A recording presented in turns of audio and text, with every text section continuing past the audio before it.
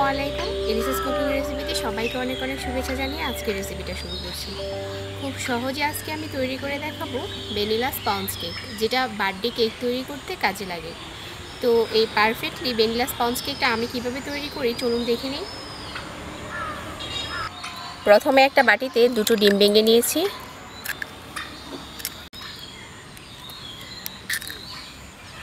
One fourth cup চিনি দিয়ে দিচ্ছি।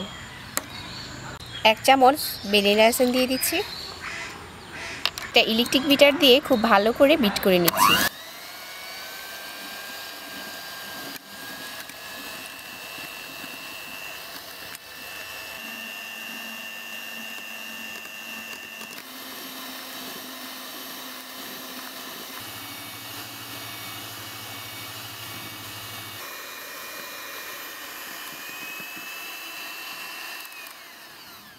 তো আমার এটা বিট করা হয়ে গেছে। আর অনেকে কেকের মাঝে তেল ইউজ করে, আমি তেল দিচ্ছি না। একটা আপু আমার চ্যানেলে কমেন্ট করেছিল তেল ছাড়া বাটার ছাড়া আমি কেক তৈরি করে নিয়েছি। যদি আপনারা তেল দেন তাহলে এই পর্যায়ে দিতে পারেন। তো আজকের কেকটা আমি তেল দিয়ে তৈরি করে দেখাচ্ছি। আর এই পর্যায়ে আমি 2 চামচ তেল মিশিয়ে নিচ্ছি, দিয়ে আমি 30 সেকেন্ডের মতো বিট করে নিচ্ছি। আর যখন এই মিশ্রণটা এভাবে করে আস্তে আস্তে পড়ছে তখন বুঝতে হবে যে এটা আর বিট করতে হবে না, হয়ে গেছে। এখন আমি কেকের সাথে শুকনো উপকরণটা মিশাবো। এটার আগে আমি চেলে নিচ্ছি। 1/2 কাপ ময়দা দিয়ে দিচ্ছি, আর 1 টেবিল চামচ দিয়ে দিচ্ছি গুঁড়া দুধ। এটা না দিলেও হবে, আপনারা আপনাদের টেস্ট অনুযায়ী দিয়ে নেবেন। আর এখানে 1/2 চামচ নিয়েছি বেকিং পাউডার। এখন এগুলো চেলে নিচ্ছি একসাথে।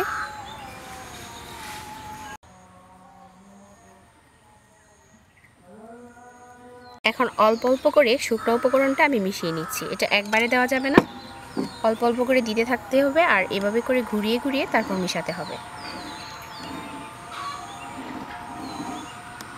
একটা পারফেক্ট কেকের জন্য এই টিপসগুলো কিন্তু অবশ্যই ফলো করতে হবে।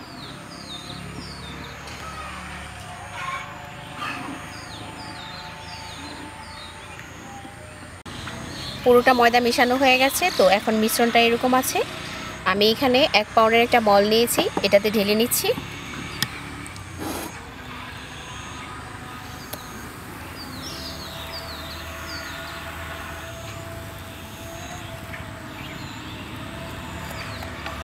এখন বলটাকে একটু বাড়ি দিয়ে নিচ্ছি যাতে ভিতরে বাবল থাকলে ওটা বের হয়ে যায়।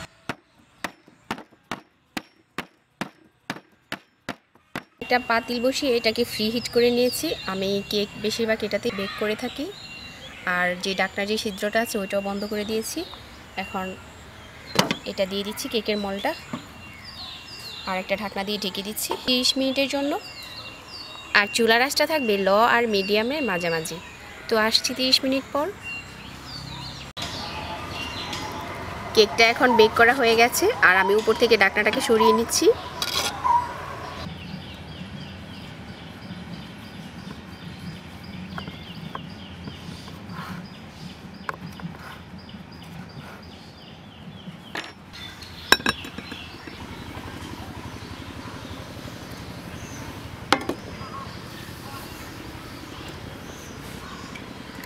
খুবই সফট হয়েছে। আর পারফেক্ট একটা বার্থডে কেক তৈরি করতে এরকম একটা স্পঞ্জি কেক তৈরি করে নিতে হবে।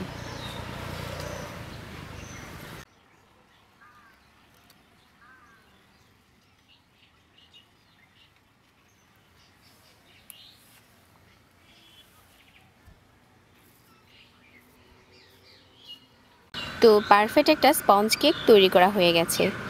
আর এই কেকটা দিয়ে যে কোনো ধরনের বার্থডে কেক ডেকোরেশন করতে পারবেন।